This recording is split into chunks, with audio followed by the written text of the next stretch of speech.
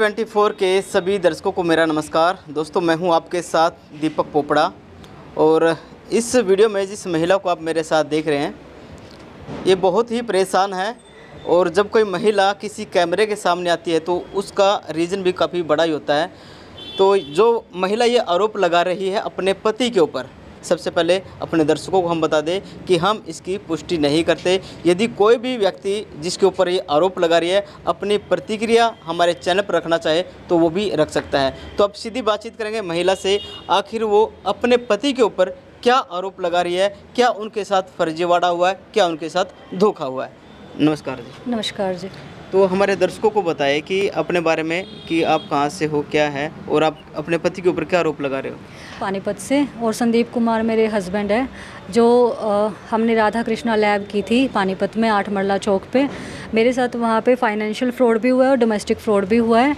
मैंने सबसे पहले नवंबर 2019 में हमने करनाल में लैब शुरू की थी। 1.5 साल हमने वहाँ पे लैब रन की है। हम इकट्ठे भी रहे हैं। हमारी शादी हुई है 30 दिसंबर 2019 में, और इसके संदीप के पापा भी वहाँ पे आए थे 2-3 बारी। और पानीपत में जब से लैब शिफ्ट हुई है, ये लव मैरिज है या अरेंज मैरिज?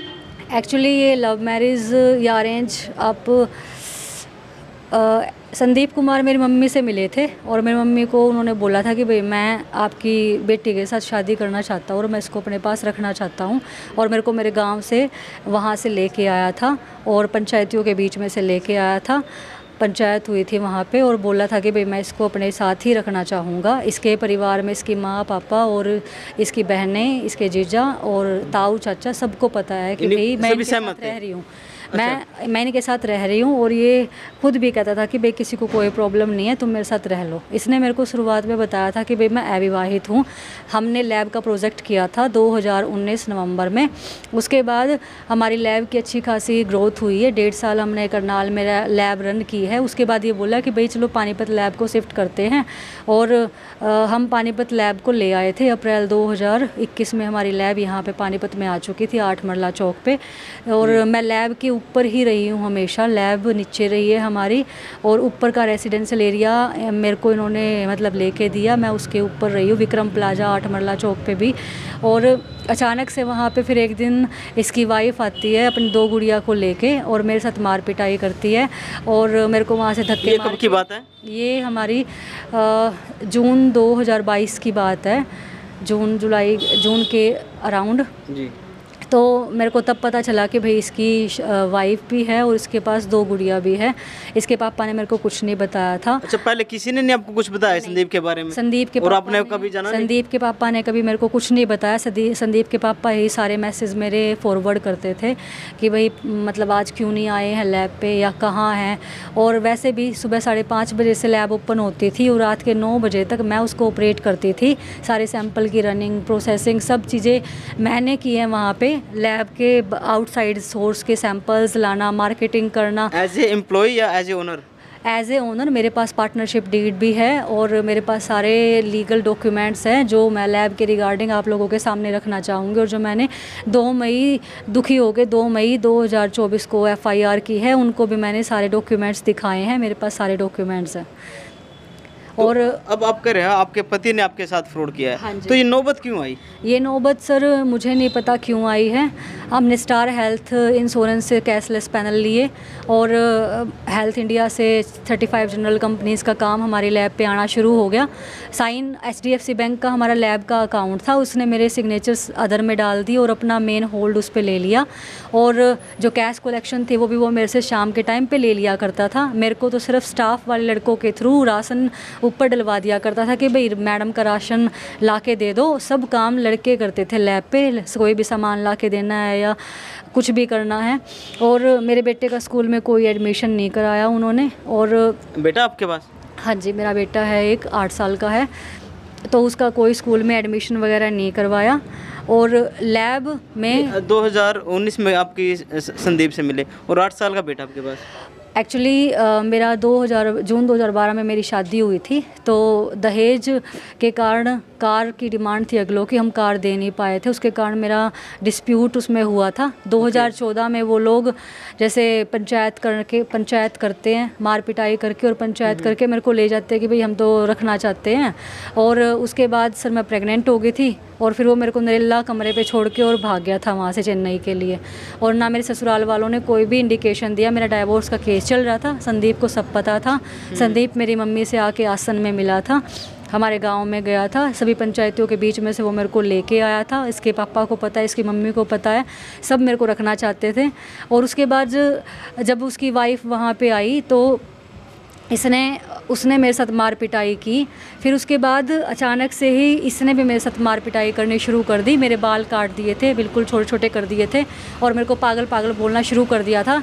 और दूसरी चीज़ ये कि 2 फरवरी 2023 को हस्बैंड वाइफ रिम्पी और संदीप दोनों आए लैब पे विक्रम प्लाजा में, और लोहे की रोड के साथ उसने वहाँ का सारा सामान तोड़ दिया, सारे शीशे तोड़ दिए, 3-4 मशीनें रखी थी ऊपर वो तोड़ दी, और मेरा सारा फ्रिज में जो रिएजेंट रखा था सब नीचे गिरा दिया। मेरे पैरों पर उन्होंने रोड मारी रिम्पी ने, और मेरे को घसीट के उस रिम्पी ने सीढ़ियों से मेरे को नीचे गिरा दिया, जिससे मेरी 3 स्पाइन डैमेज हो गई थी। उसके बाद संदीप ने कपिल के थ्रू, कपिल एक लड़का है, मेरे पहले हस्बैंड से फैसला हो गया था अप्रैल 2023 में, सेल्फ के चेक बनवा के, कुछ चेक तो संदीप ने खुद मेरे से बनवा के ले लिए और कुछ कपिल के थ्रू मेरे से लैब पे से मंगवा लिए कि भाई मेरे को पेमेंट की ज़रूरत है और यहाँ पे चाहिएगा। और खुद जितेंद्र बेनीवाल लॉयर के आगे बैठ के 8 लाख रुपए में ही हमारी सेटलमेंट करवा दी थी। संदीप ने करवाई? हाँ जी, संदीप कुमार ने ही करवाई थी अप्रैल 2023 में। उसके बाद सर मैं वहाँ पे रह रही थी, उसकी मार पिटाई के बाद भी, उसके ये सब टॉर्चर के बाद भी, क्योंकि मेरी मम्मी बोली कि भाई अब तू चली गई है तो अपना आराम से वहाँ पे रह लियो, दोबारा प्रॉब्लम नहीं आनी चाहिए कोई भी। और फिर इनको लालच इनका इतना बढ़ गया कि भाई इसने किसी सुनील छिल्लर को, जो स्टार हेल्थ का मैनेजर है, उसके साथ पार्टनरशिप में उसको ये पार्टनरशिप में अपने साथ ले आया। 2 फरवरी 2023 को मेरे को मार पिटाई करके और वहाँ से निकाल दिया। दूसरी चीज़ ये कि सुनील छिल्लर जो है अपनी वाइफ के नाम से ये लैब ऑपरेट कर रहा है। अमिता छिल्लर उसकी वाइफ का नाम है और सेक्टर 6 में वो लोग रहते हैं। फिर अब बिजनेस पॉइंट का क्या रोल है जो आप बता रहे हो, बिजनेस और अनीता छिल्लर? एक्चुअली सुनील छिल्लर करनाल में भी आया था जब हमारी करनाल में लैब थी, तो इसका स्टार्टिंग से ही ये मोटिव था कि भाई पार्टनर है क्या? नहीं, वो पार्टनर नहीं थे, वो सिर्फ दोस्त थे पहले। और स्टार हेल्थ का मैनेजर है सुनील छिल्लर, तो उसने देखा कि भाई लैब में अच्छा खासा बेनिफिट है कि भाई प्रीति मैडम बहुत मेहनत कर रही है। स्टार हेल्थ कैशलेस पैनल हम लेके आए, स्टार हेल्थ इंडिया से हमने इसको पैनलाइज्ड किया, जिससे हमें प्री और पोस्ट के ब्लड टेस्ट की डिटेल्स मिला करती थी, हमें काम आता था। सारा अकाउंट में जो पैसा था वो आरके लेबोरेटरी HDFC बैंक के अकाउंट में जाता था। मेरा साइन संदीप कुमार ने अदर में डाल दिया था और अपना मेन होल्ड कर लिया था। यानी संदीप कुमार ही आपके साथ गेम खेल रहे थे? हाँ जी, हाँ जी। एक्चुअली इसकी भनक आपको कब लगी? इसकी भनक सर मेरे को इन्होंने खुद बोला कि भाई अब तेरी कोई ज़रूरत नहीं है मेरे को, और तू है क्या। दूसरी चीज़ ये कि भाई या तो पानीपत छोड़ के यहाँ से चली जा, नहीं तो हम तेरे को यहाँ से मरवा देंगे। अच्छा। नवंबर 2023 में, जून 2023 में इसने मेरे को घर लेके दिया कि भाई तू मेरी वाइफ है, तुम मेरे बच्चे हो और रहो, मैं तुम्हें रखना चाहता हूँ। इतना सब कुछ होने के बाद भी मैंने इनकी बात मानी, मैंने एक्सेप्ट किया। फिर नवंबर 2023 में इसने इस घर के ऊपर लोन ले लिया, मेरे को नहीं पता कितने अमाउंट का लोन लिया है। तो उसके बाद इसका बिल्कुल ही नेचर चेंज हो गया, मेरा नंबर ब्लॉक कर दिया, स्टाफ के लड़के मेरा फ़ोन भी नहीं उठाते हैं, कोई राशन कुछ या कुछ भी मेरे को सपोर्ट नहीं इसकी साइड से, कि जैसा एक फैमिली के हिसाब से बंदा डील करता है किसी के साथ, हमारे साथ कोई ऐसी डीलिंग नहीं हुई कि फैमिली के हिसाब से जैसे मेरे को मेरे गाँव से लेके आया था ये पंचायतियों के बीच में से कि भाई मैं तेरे को रखना चाहता हूँ। ऐसा कोई भी हमारे साथ बर्ताव नहीं हुआ है। मेरे बेटे को भी इसने 2-3 बारी पीटा है, यहाँ पर मेरे साथ आके मार पिटाई भी की है और ज़बरदस्ती भी की है। अकेला संदीप ने या कोई और भी था? संदीप अकेला था, लेकिन बीच में जब जैसे इनकी मार पिटाई ज़्यादा बढ़ गई थी तो ये मतलब मेरे को प्रेशराइज़ करता था कि सुनील छिल्लर मिलके और मैम दोनों मिलके हम तेरे को ऐसे मतलब यहाँ पानीपत में तो बिल्कुल नहीं रहने देंगे। मेरे पास रिकॉर्डिंग भी है जिसमें सुनील छिल्लर मेरे को धमका रहा है, बोल रहा है, धमकी दे रहा है कि भाई तेरे से जो बन पड़े तू वो कर लेना। अच्छा, मैं ये जानना चाह रहा हूँ, जैसे कि आप बता रहे हैं कि जो संदीप है उनकी पहले शादी हुई थी और आपको पता नहीं था, तो आपकी शादी हुई थी या आप रिलेशनशिप में रह रहे थे? सर हमारी शादी हुई है वृंदावन निधि वन में, पंडित के सामने इसने शादी की है मेरे साथ। मेरे पास उसकी फ़ोटोज़ हैं और जो सर्टिफिकेट है वो वहाँ लैब में ही रखा हुआ था, क्योंकि मेरे को तो वहाँ से मार पीट के निकाल दिया था। मेरा कुछ भी वहाँ से नहीं लेके आई, लेकिन अच्छा, जो प्रूफ मेरे पास है। कब तक आप, जैसे शादी आपकी दोनों हुई वृंदावन में, तो किस टाइम तक तो आप सही रहे और फिर ये नौबत ऐसे क्यों बीच में ये जब तक हमारा बिजनेस कैश कलेक्शन पे चलता रहा तब तक ठीक था। उसके कितने महीने, साल, 2 महीने ऐसा? एक्चुअली नवंबर 2019 से लेके और जून 2022 तक हमारे बीच में कोई डिस्प्यूट नहीं था। उसके बाद ही जब उसकी वाइफ पहली बार लैब पे आई, हमारे बीच में डिस्प्यूट हुआ। इसने मेरे साथ मार पिटाई करना शुरू कर दिया था उसके बाद ही, और फिर मेरे को वहाँ से 2 फरवरी 2023 को तो निकाल ही दिया। तो क्या इसकी वाइफ को पता चल गया था कि इसकी पहले इन्हें दूसरी शादी कर ली है? सर मुझे इसका नहीं पता कि उसको पता था या नहीं पता था, लेकिन इसके पेरेंट्स को मेरे बारे में ज़रूर पता था कि भाई उसके साथ संदीप कुमार ने शादी कर लिया और वो उसको लैब के ऊपर ही रख रहा है, 8 मरला चौक पे पानीपत में विक्रम प्लाजा में।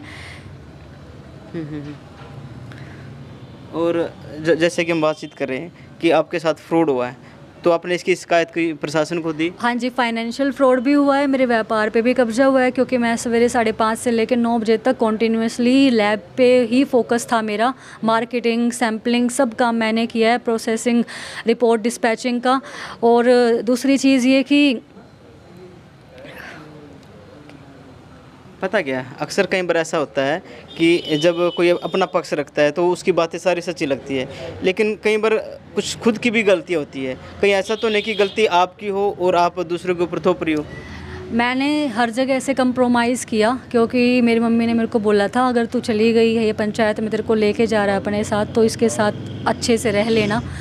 सब डिस्प्यूट इनकी साइड से राइज हुआ है, मैं तो आज तक कंप्रोमाइज़ कर रही हूँ। इसने मेरे को घर लेके दिया अपने नाम से, मैं उसमें अच्छे से रह रही थी।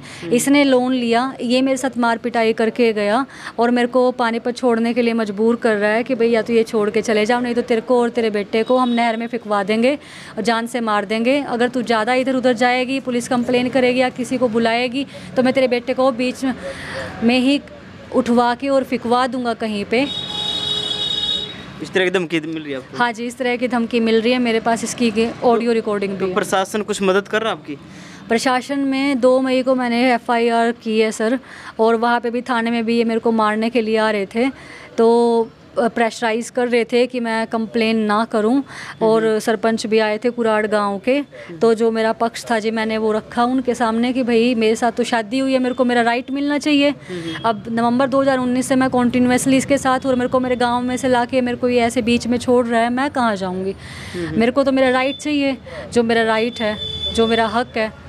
तो फाइनेंशियली आपका कितना नुकसान हुआ है? फाइनेंशियली सर मैं बता नहीं सकती, क्योंकि कभी भी बैलेंस शीट नहीं बनाई, बैलेंस शीट नहीं बनी है लैब की। जो भी जाता था इसके अकाउंट में जाता था, हमें तो सिर्फ खर्चा मिलता था। जो भी स्टाफ के लड़के हमें राशन ला के देते थे, हम उसमें गुजारा करते थे। फ़ीस भरनी है या कुछ भी करना है, ये खुद ही लड़कों के थ्रू करवा देता था। और 3rd क्लास में तो मेरे बेटे ने पढ़ के भी नहीं देखा कि क्या होता है। अभी आपकी कोई डिमांड है, जैसे कि पब्लिक आपको देख रही है और जो भी मतलब आप कहना चाह रहे हो कि मुझे इंसाफ मिलना चाहिए, तो किस प्रकार का इंसाफ आपको मिलना चाहिए? मेरे साथ फाइनेंशियल फ्रॉड भी हुआ है, डोमेस्टिक वायलेंस भी हुआ है, मेरी बिल्कुल आइडेंटिटी छीन ली है इन लोगों ने, संदीप कुमार ने और रिम्पी ने, और जान से मारने की मेरे को धमकी दे रहे हैं।